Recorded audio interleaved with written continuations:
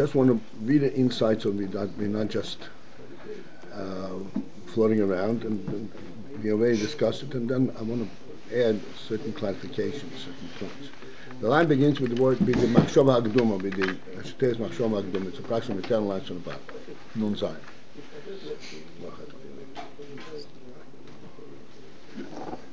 Ukmoi kein yuvon. Likewise, it can be understood b'klalus b'chinas ha'oil ha'gilu sheba'olamis. Regarding the overall, the general, the principle of the oil and gilu that's in worlds. About 10 lines from the end of the page. Machshavah. Nun A? Nun Zayin. Oh. Sorry. What's the first word on the page? On the line? What's the first word? Line starts. Machshavah. Machshavah hakduma. Only that is over.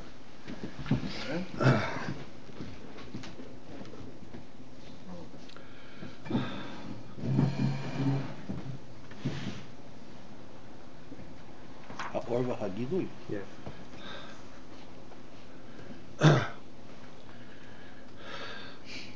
Okay. In everything, as it comes into the world, there are two principles, concurrent principles. There is the makif, there's the pnimi. There's the klal, and there is a prat. Let us look inside and see. This right now, what we are going to is the most subtle aspect that exists in the world. Klalus b'chinas ha'oil v'hagilu sheba'olamis. The overall, the general principle of oil and gilu in elements. In other words, the very fact that there is such a thing as worlds, and there's the oil in world. We're not talking about what kind of oil. What is the oil's message? Overall, that there is such a thing. Shehu hakav hanimshach mi'oil insof achar hatzimtzum, which is the kav. This is oil and gilu b'olamis. This is the kav that comes for oil insof achar hatzimtzum, after the tzimtzum. Shehu lahoyer b'olamis b'bchinas pnimis. And its purposes, its defining elements are is that it should illuminate the world in a pnimi manner. We already discussed pnimi. I'm not going to it right now. If needed, we'll fill it in. Essentially, b'chinas pnimi means that everything in the world should identify itself. B'chinas pnimi. Shezehu ikir inyonei. And this is the principle of that, the union of that kav. What is the union of the kav? Primarily, that it has an element of epnimi. This is the principle of a kav we already discussed many times. Kav means that no matter how profound this oil, but it has a process, a higher and a lower level. Kav consists of multi-point expansion.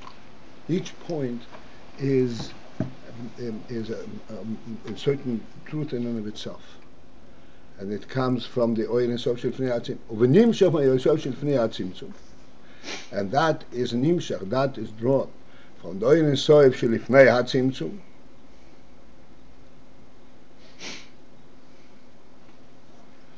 which is bechinas soivev u'makev hakloli, which is this element of soivev u'makev hakloli, the overall soivev u'makev. To translate soivev u'makev hakloli, it means that this is the general statement that there is provision, there is possibility for world.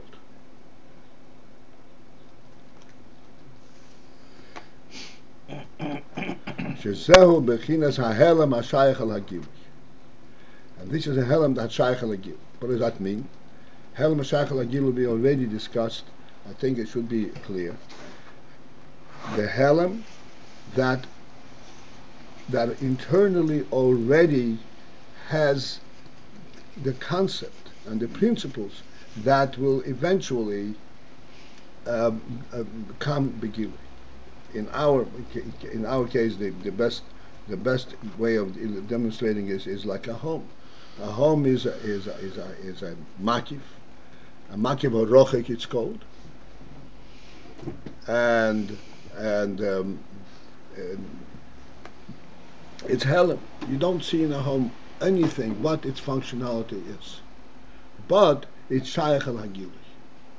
Ultimately, when you are going to occupy this home, and you will realize that the home requires various entities, various furnishings, in order to participate, in order to take part, in order to take benefit of the home, then you realize that it's all really, that it was all contained in the home. This is what a home meant. Not just four walls as we discussed yesterday or the day before, but it means all that enables to benefit and to sense the meaning of having a home. Which is machshavah shaykh al hapnimi. The kav is the pnimi. This is that which is nimshach in the world to be pnimi. The oil in soif,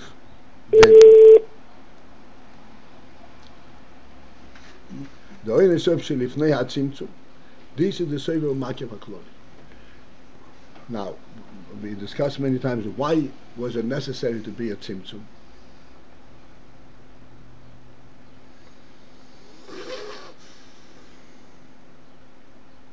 It is due to the principle that there's a very simple statement. The Gemara says, "Srage b'tihara maya hani." When you have a candle, b'tihara, in full sunshine, maya hani, what does it benefit? What does it say? You don't even notice it. On the contrary, the candle light will become a shade, will create a shade, a shadow instead of a light. Why is that? We have to understand a little deeper. It is not merely because of the power of the sunlight, but because sunlight, as we discussed many times, is a fundamental light. It's a light that is not dependent on the source. It is the presence of light, a pure light. Pure light, a candle light, is just burning up fuel, burning up a wick.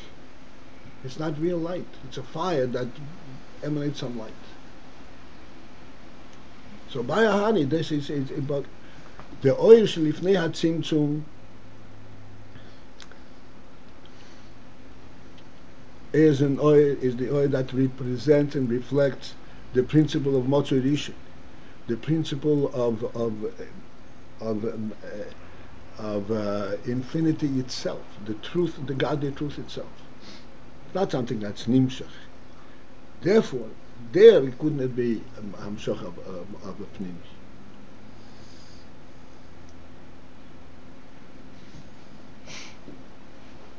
Let me put it in our terms. Go back to the home element.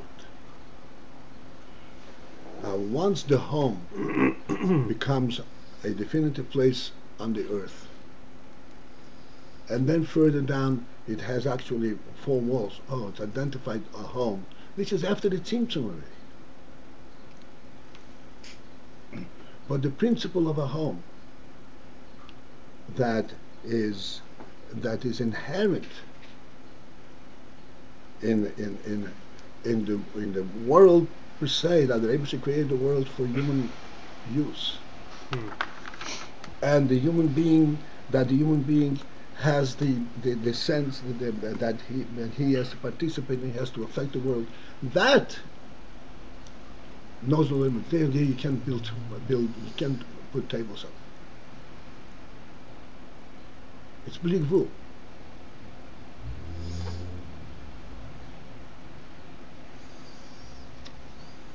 As a matter of fact, that home knows no limits. We say all the time, an empire still doesn't constitute, after the Tzimtzum, it doesn't constitute a home. But before the Tzimtzum, every place is a home. Every place that the person goes is at home, essentially. A human being on the earth, he's at home. That's where he belongs. He's got to function every place.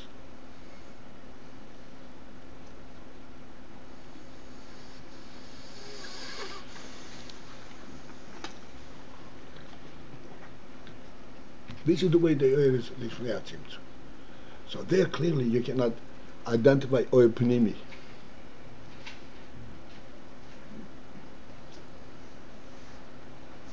Okay, sufficient for this. I want to talk about an important principle. The Indian from Klolus, Bechinas Ho'er, Vagilus Shabayilus. Klolus, what does Klolus mean?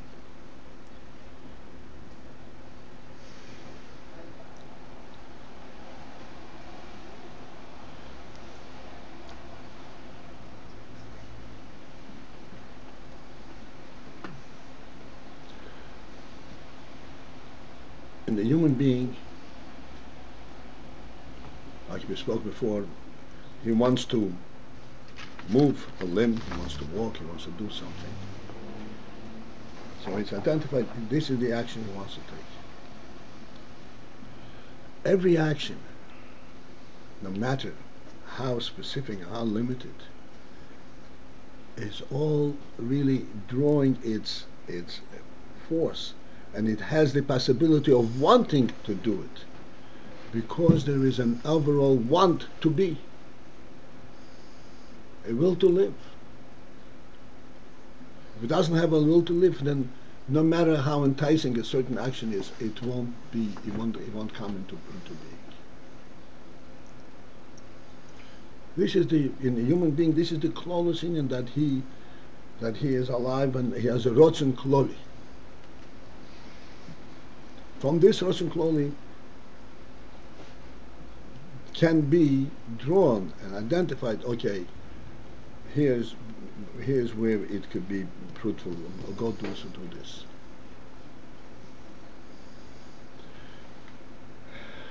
In the world,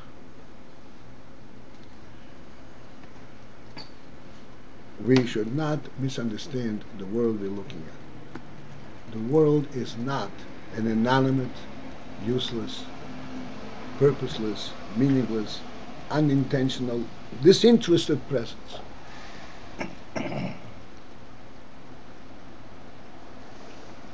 Like the Rebbe says in Hayom Yom, that you're walking on the earth and you think the earth doesn't care what you're thinking as you're walking on it.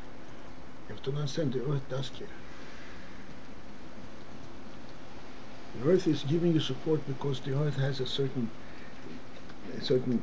meaning to itself, and it actually is screaming out, "Bulach, pavos trestav mir."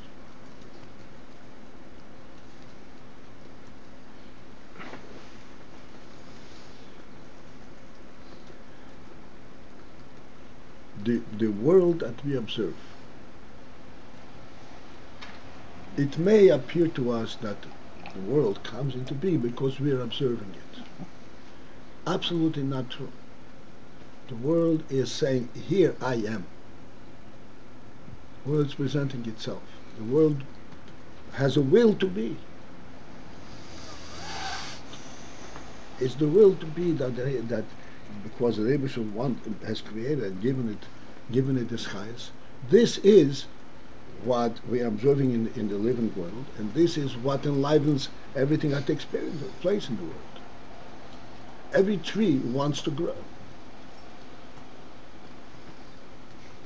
And the tree does not want to grow because it wants to grow. It wants to grow on the earth, as we speak all the time. There's no such thing as it wants to be. This is utter stupidity. There's your overall will, and everything is a participant, is a derivative of that overall will.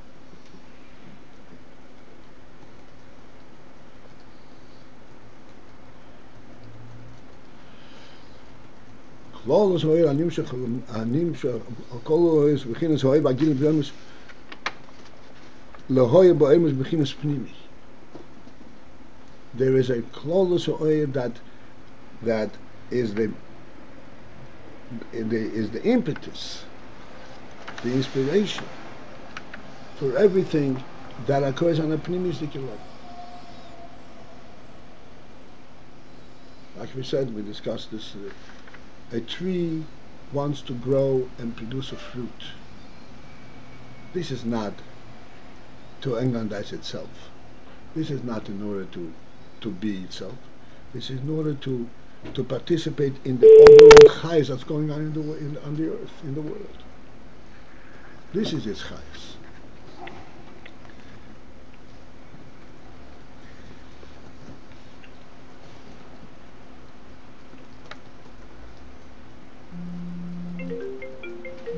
You want to have something?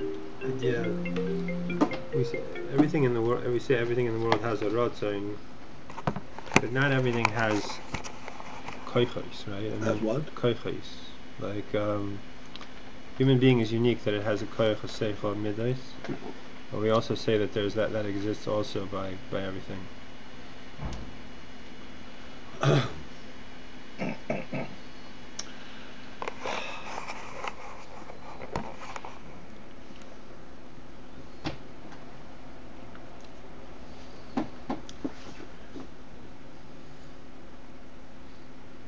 If we identify the principle, surely it's not the koiches nefesh of the human being.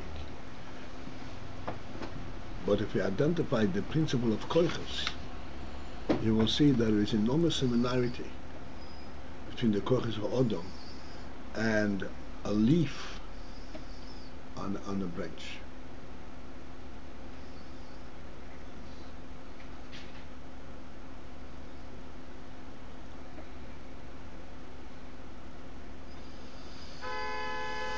The koyach,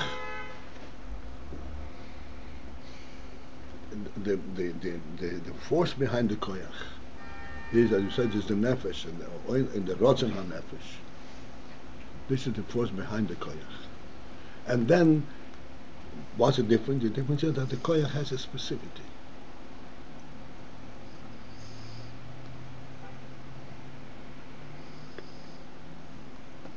The same is true.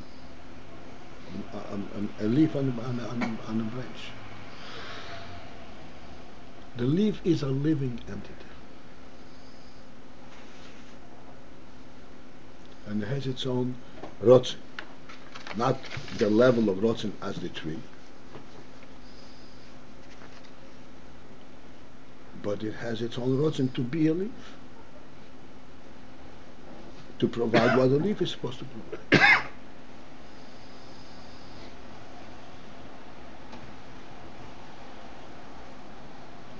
Where do the koiches show up? That means in the individual functions that it does. Yes, I mean in the tree context, a leaf is a koyach. You know when the Gemara tells the story of the man who was walking and he found he was exhausted. He lay down, and then the sun shone on, and there was a tree that protected him from the beam of the sun. Yeah. And that tree had the fruit, and it was wonderful. So he got up and he started praising the tree and says, "I bless you. You have beautiful shade." Who has the shade? The tree trunk?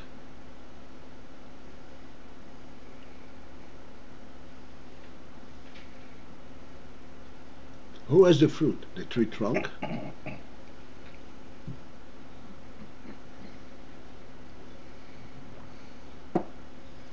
Who has the water source?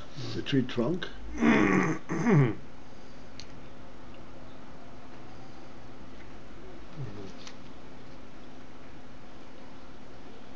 So they're just different kinds of koiches. Human being has these kinds of koiches, the seichel, midos, and these kinds. Human being is supreme presence in the world, And the difference is the tree, all its koiches represent what a tree is.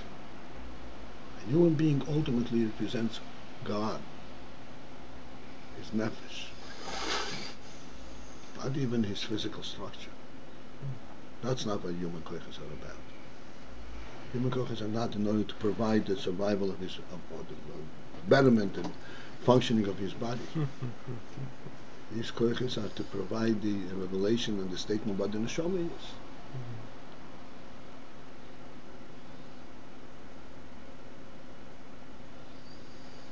That's the real tzelem of king. That's the real tzelem of king, exactly. So that's the real explanation. It's not, I mean, otherwise you hear also like just like there's 10 spheres, there's 10. But the real thing is that why are there 10 spheres so that it could represent Eibishter? Yeah. 10 spheres are derivative of Kesser, because they're all ultimately revealing Kesser. That's why Malchus relates to Kesser directly, more closer than any other thing, because this is where it finally makes that statement.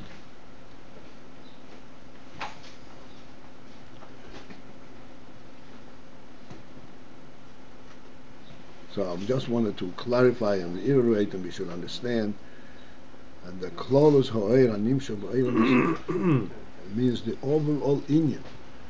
The world is multifaceted, and the variety is unfathomable. Everything has its own force. Everything has its own force and its own will to be not its own independent. It is representative of the Oishur Kriyatzim.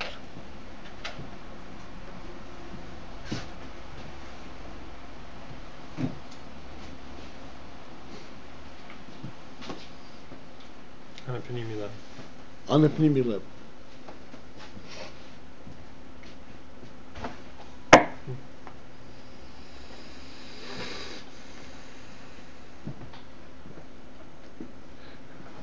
So therefore he says like this: Oy shilifnei hatzimtzum, which is the soiver matam hakloli. This is helem hashayach halagil. This is hell.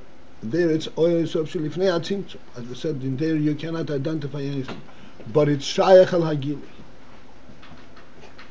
And this in shayach al hagil. From this is drawn everything that follows in the Seder Shtalshalos.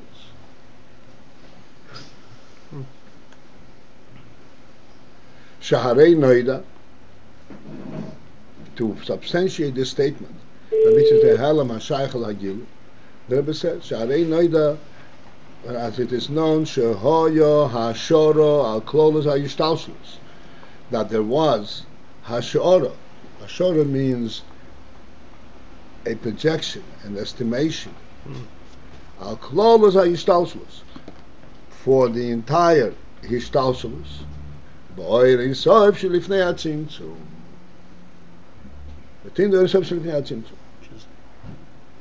not a Metzias of Hishtalshalos, there was no Metzias of creation, but in there was Hashora al-Klolos HaYishtalshalos, which means that Oyer Yisrael Lifnei HaTzimtzum is an Oyer, even though it's Lifnei HaTzimtzum Ein Sof, it's Hashayach al-Hagilus. And it's conceivable there to be Mishayr and to project Ayin of Hishtalshalos. This is directly corresponding to the mashal of the Rav and the Talmud, where the Rav is Mishayr, the Kechas HaTalmud.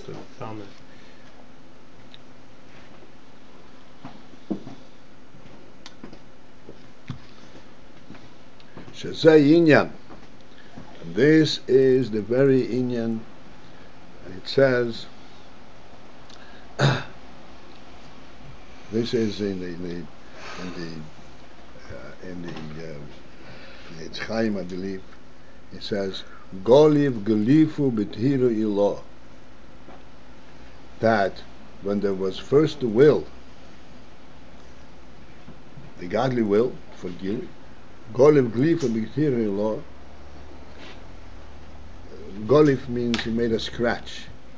B'Thiru Ilah, in the supreme purity, which means that Oil Ein Sof itself is totally pure, and there's absolutely nothing to be identified there is.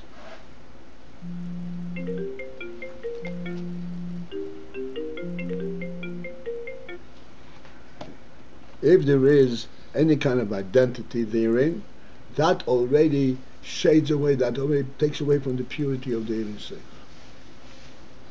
This is called Golem Glyph, it's called a scratch.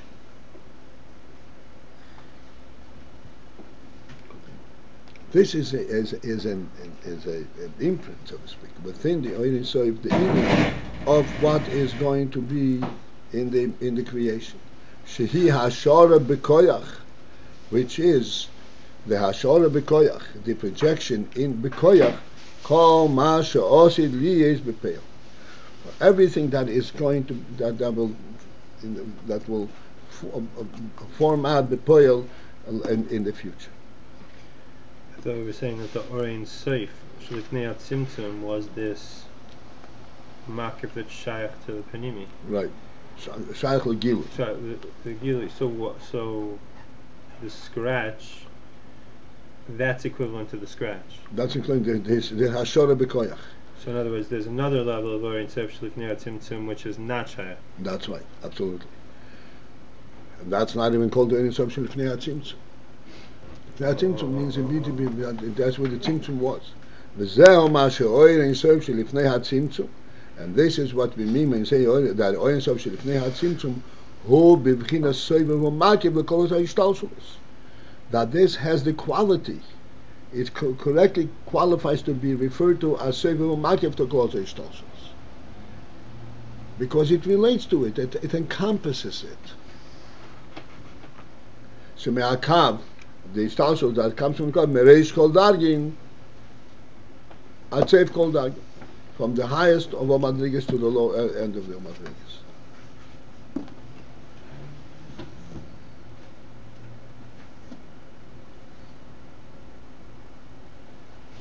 And then when it comes into the Kav and it becomes to the Hishtalshalus and defied and so forth and so forth and so on, everything ultimately has its root and it's a representative of the Oyin instruction of Niyatzim.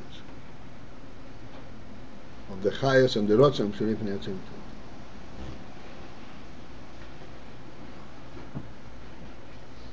What is this Shemei HaKav? Makim Kav Sil Shlosh Shemei HaKav Mereish Kol Dargan Atzef. That already. The Stalsos Shemei HaKav. The Stalsos comes from the Kav. That's the Pinimi. That's the Pinimi.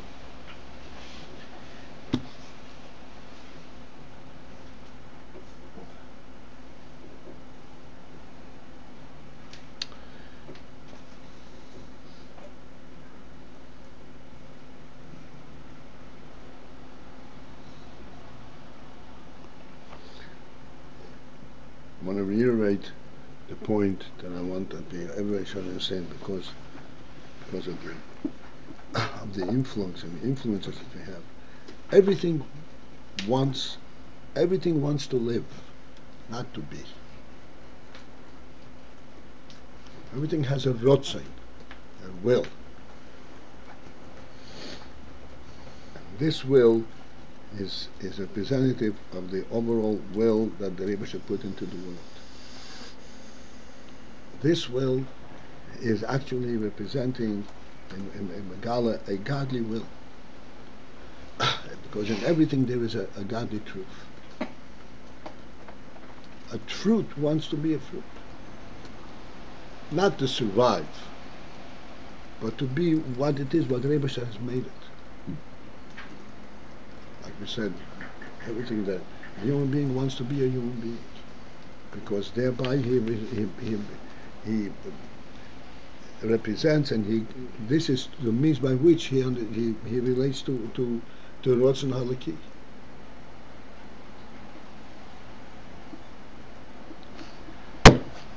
This is it for this morning, gentlemen. Have a great day.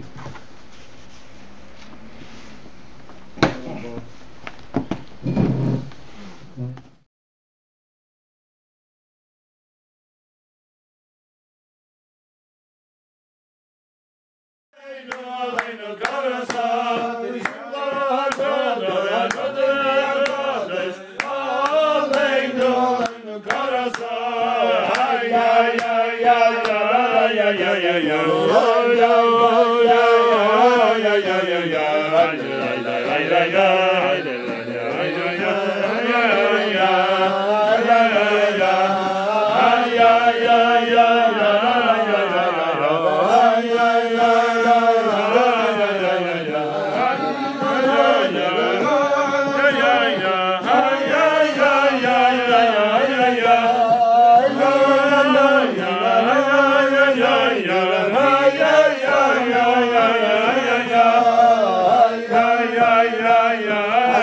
ya